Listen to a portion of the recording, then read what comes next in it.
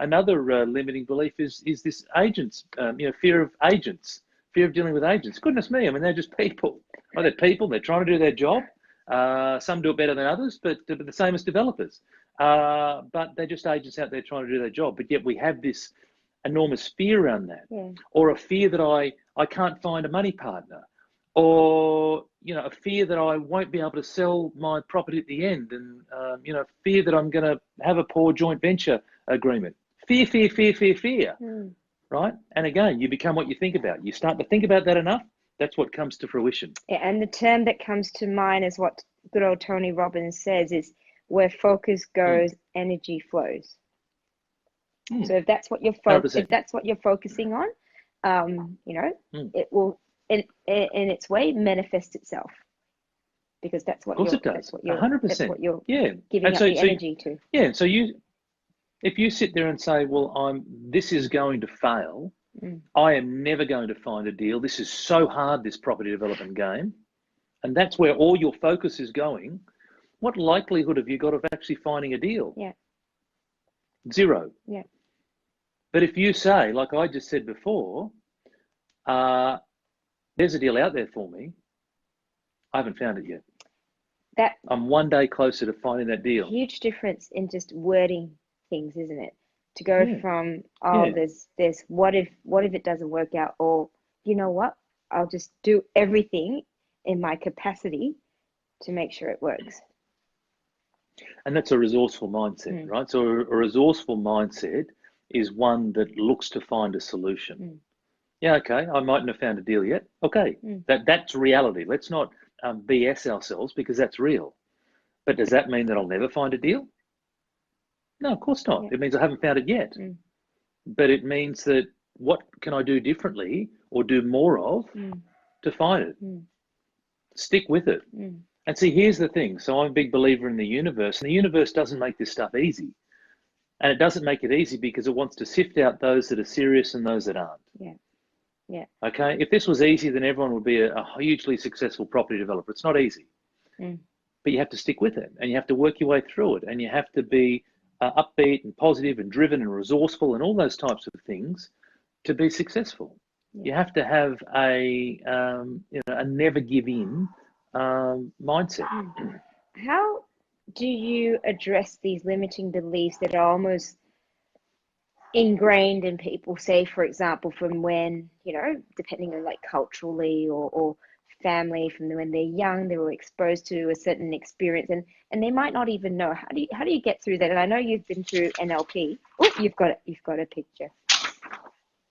You would be disappointed if I didn't have a little picture. So let me go through this, Cheryl. So the first one is that you want to isolate. So you want to isolate what is the limiting belief in the first place. Now I have a 4-page document that I take a lot of my clients through to help them uncover what are the limiting beliefs, right? So things like what's holding you back from achieving these goals, what pessimistic thoughts reoccur in my head, what unnecessary assumptions do I make about life, business, etc. The whole idea of this is to get you to reflect. Right, is to get you to reflect, to think about things, to write them down. When you write stuff down, you can see it. You may not even need someone like me to start to go, you know what? I'm now reading this back. God, that's crazy. Some of the things that I'm worried about. Again, the point that I made earlier about how often do we do something, we get all worked up about it, we do it, and we go, that wasn't so bad after all. So the first one is to isolate. Right, so you want to isolate. There, Cheryl? Yeah, I'm here. Hello, you still there? Great. Yeah. First one is to isolate. The next one is to try to, where you can, identify where it came from. So where did it come from? So, whether it be education, whether it be news, whether it be experiences, whether it be from parents, from friends, from teachers. There's a whole different range of sources that this limiting belief could have come from. There might have been, like you said, an event in someone's childhood, where they, something happened. Something happened and it formed in them that they have this fear or this limiting belief or this self-doubt or whatever it is of something. right? So you want to try to try to identify where it came from. The next one is all around recognize. Recognize. Can you see that? Yep. That it's BS. Recognize that it's not true. Again, go back to the point I made earlier. Logical fear, illogical fear. Yes. Logical fear, danger. Danger, you want your fear to kick in. Illogical fear, not danger. You want to recognize that it's not true. Mm. It's not true, and you want to challenge the fact that it isn't true. Because there's plenty of things that have happened in our life that are no longer true today. For example, hopefully the kiddies aren't watching. Nope. Santa. I used to think Santa was real.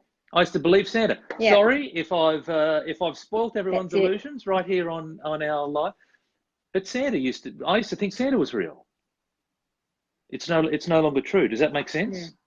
So you want to recognize that the belief that you had is no longer true. And I know it's maybe an extreme example, but it could be that I used to go to university. That's no longer true. Okay, so there's different things that used to happen but are no longer true. Remember that beliefs don't need to be real.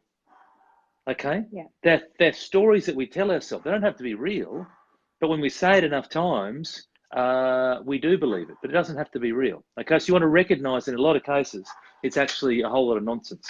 So the next one. All right, so you recognize, we've isolated, we've identified that, and this is it goes back again to that self-awareness, isn't it? This whole really taking time to understand who you are and the things that are possibly holding you back from really achieving what you want in life and being aware. Well, Cheryl, it's really simplistic. It's your life, and if you want to change, then you want to seek ways to firstly recognize where you're at. And whether that be on your own, whether that be with someone who's going to be truthful to you. Again, I've said it here a number of times, don't necessarily go to a good friend or a partner or whatever, because they're going to want to keep you safe. They're not going to necessarily tell you the truth. They're going to try and protect you. So go to someone who's going to give you the truth, warts and all. If you want to improve, you want to understand where you're strong, but also where you're deficient, where you can improve on. Or you go and get someone like me, who's a coach, and we will tell you, warts and all, where you're going well and where there's opportunities for improvement. So, but you want that sort of a person to help create the self-awareness, because we might know ourselves. We might think, you know what, we've got it all together. I'm doing fine, thanks. The reality is perhaps we're not. And in fact, if you're someone who's saying I'm doing fine, thanks, I reckon then perhaps you haven't got self-awareness, right? Yeah, so that you want to take the time to understand where you're currently at. What if as I said, a lot of my tools, and it's not just my tools. A lot of my tools that I use are where you write stuff down. Yeah. You're writing stuff down all the time. A, it's a good thing to write. Grab a pen and write. It's very creative. But also B, it's a great thing to then look at it and read it back and go, now that I read that back, that's crazy. Now that I've got this belief of blah, blah, blah, blah, that's crazy. When I look at that now in front of me in word form, I'm really, I can't believe I used to think like that. Yeah. That's good because it's bubbling all this stuff to the surface. Yeah. So how do you, and I talk about business, and you come across different people with their partners or whatever, and say, for example, you're excited and buzzing and really sort of optimistic about the things and, about what you're going to embark on. And you recognize that there's a person who has these limiting beliefs and to a certain extent is not ready to recognize that. So how do you deal with those sort of people in that situation? So this is very close to my home.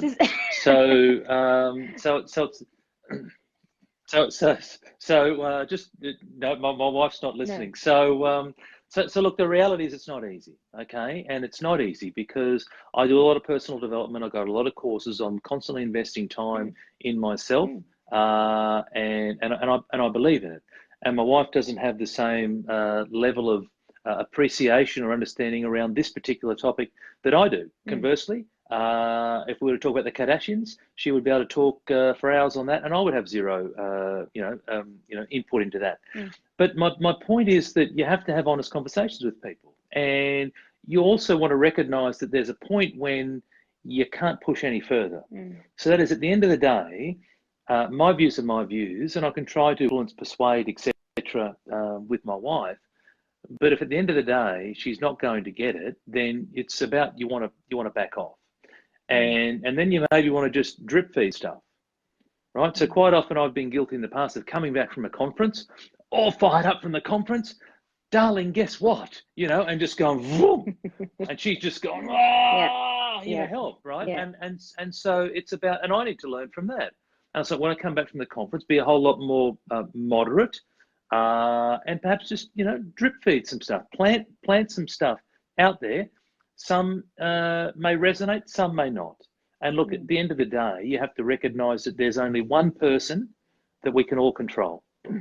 And that's ourselves. That's ourselves. And so rather than going to get frustrated, it's like, oh, I just wish you would understand. And I'm saying this because I've gone through this, right? I've gone through this going, oh, why can't you get it? And, you know, it's just not happening. Yeah. It's not happening. And so at the right time, it may happen, it may not. But regardless of all that, I'm doing what I've got to do, and I'm being the best version of myself, and this is the best version that I believe, and I'm moving forward, and I'm also respecting the differences. You know, so you know, we're not all the same, and that's fine. Yeah.